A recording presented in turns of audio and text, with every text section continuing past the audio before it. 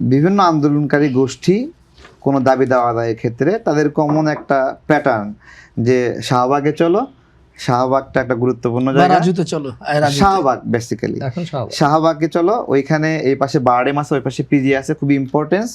এবং এই রুগীদের যাওয়া আসাটা ঠিক মতো যদি বন্ধ করতে পারে তাহলে সরকার প্রেশার নিতে পারে, দাবিটা মেনে নেবে।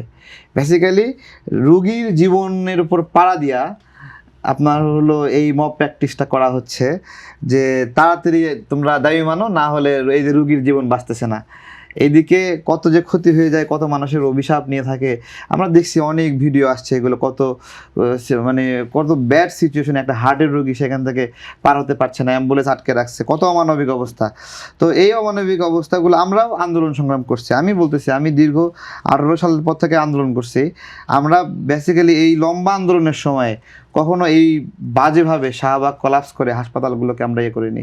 সর্বোচ্চ যদি আমরা প্রোগ্রাম করিও, শাহবাগেও যদি ভিতরে প্রোগ্রাম করি, সেখানে আধা ঘন্টা 30 মিনিট 40 মিনিট পরে ছেড়ে দিচ্ছি। কিন্তু সকাল থেকে রাত পর্যন্ত তারা যখন যতক্ষণ না ক্লান্ত হয় ততক্ষণ পর্যন্ত একটা মব কালচার ডেভেলপ করা, এটা কোনোভাবেই গ্রহণযোগ্য না। সবচেয়ে গুরুত্বপূর্ণ, একজন লোক আওয়ামী লীগ করে, হ্যাঁ, তো আওয়ামী লীগ করলে সে অপরাধী।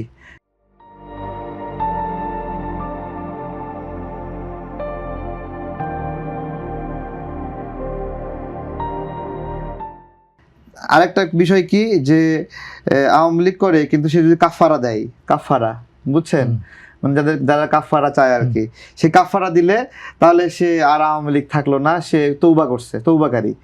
তো এইরকম সিচুয়েশন করে এই যে আমাদের সাবেক উপদেষ্টা আসিফ, সে তো এর তো বিচার হওয়া দরকার। এই ছেলেটা ওয়েস্টিনের সামনে সে যে গিয়ে বাইক নিয়ে ওখানে আড্ডা দিল এবং সেই সময়ে ওই বাড়িতে গুলশানে মব চলছিল, সেটার কোনো বিচার হবে না? দুজন ছেলে এই মব করে চাঁদাবাজি, 10 লাখ টাকা চাঁদাবাজির জন্য তাদের বাড়িতে পাওয়া গেল 2 কোটি টাকার চেক। তো এখন আসিফের কি কারণে বিচার চাচ্ছেন? আসিফ তো ওই মবের সঙ্গে জড়িত, সরাসরি ওই চাঁদাবাজির সঙ্গে সরাসরি জড়িত। সে তো অস্বীকার করতে পারেনি তো ছেলেটা। ওকে যখন জিজ্ঞাসা করছে আপনি কি ওইখানে ওই সময় ছিলেন যখন এখানে মব চলতেছে, চাঁদাবাজি চলতেছিল, তখন ছিলেন? তখন সে কিন্তু বলেনি আমি ছিলাম না। তো কি বলতেছে, অনেক চালাক আছে, ধুরুন্দর ছিল, অল্প বয়সে একবারে পেকে লাল হয়ে গেছে। তো সে বলতেছে যে আমি মাঝে মাঝে ওয়েস্টিনে আসি, এবং সে আরও কি করে, সে হাঁসের মাংস খেতে যায়। দেখেন কত বড় অল্প বয়সে কত বড় শয়তান হয়ে গেছে ছেলেটা। সে পুরা চাঁদাবাজির ঘটনাটা, মবটাকে হাঁসের মাংসের কাহিনীতে রূপান্তরিত করে দিল। তারপরে আমরাও বোকা শোকা মানুষ, আমরা তারপরে বললাম যে উপদেশটা কেন হাঁসের মাংস খাবে, উপদেশটা কেন চাঁদাবাজি করবে, এটা না বলে প্রশ্নের কোথায় গেলাম, উপদেশটা কেন হাঁসের মাংস খাবে। তো এদের কোনো বিচার হবে না। আর এদের পিএসের অবস্থা দেখেন, পিএস যারা ছিল, এক একটা অ্যামাউন্ট দুর্নীতি কতটুকু, 150 কোটি টাকা, 200 কোটি টাকা, 300 কোটি টাকা। তারপরে পিএস হয়নি, শুধুমাত্র এনসিপির সমন্বয়ক, হ্যাঁ, সালাউদ্দিন গাজী না কি জানে, 400 কোটি টাকার দুর্নীতি।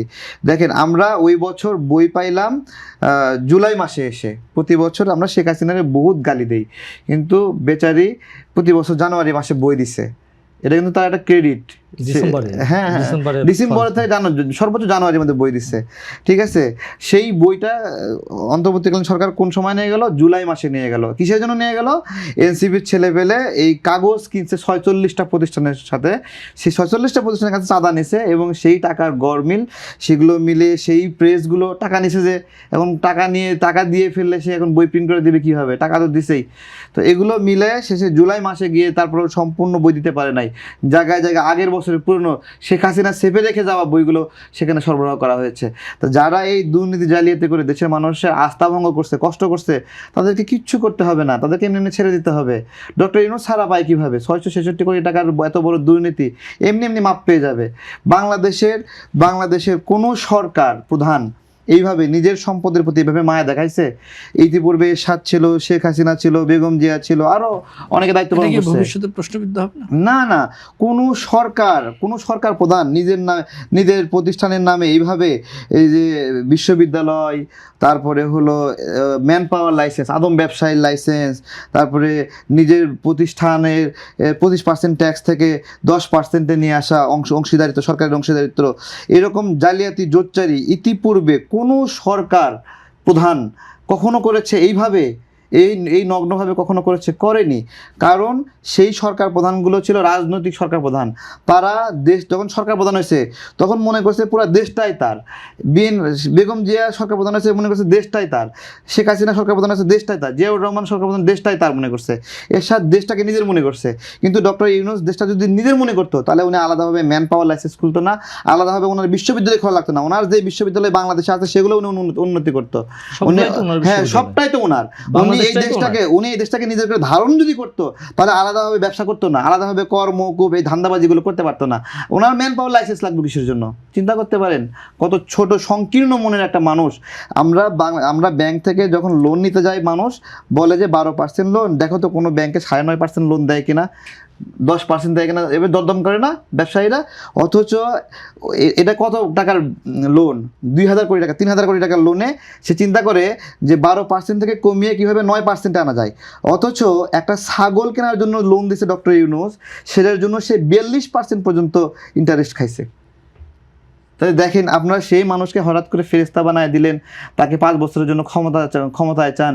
এই এত সাহস এবং আহ্লাদ কই থেকে আসে আমি এটা নিজেই বুঝি না এটা আসলে।